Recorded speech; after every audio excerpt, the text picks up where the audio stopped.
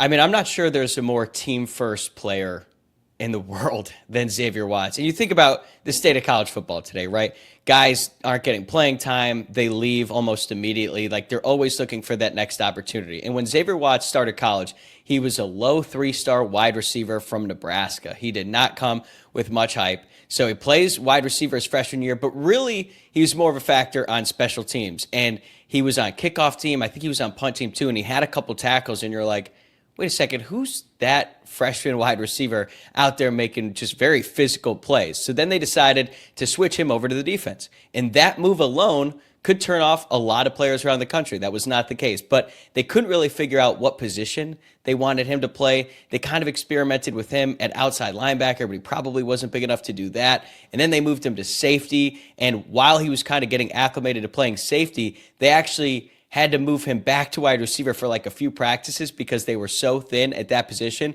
And then he didn't hang his head. He did what the coaches asked him to do. And then they're like, you know what? We shouldn't do this because he has a potential to be a really good safety. So then they moved him back. So that's all kinds of movement for a player.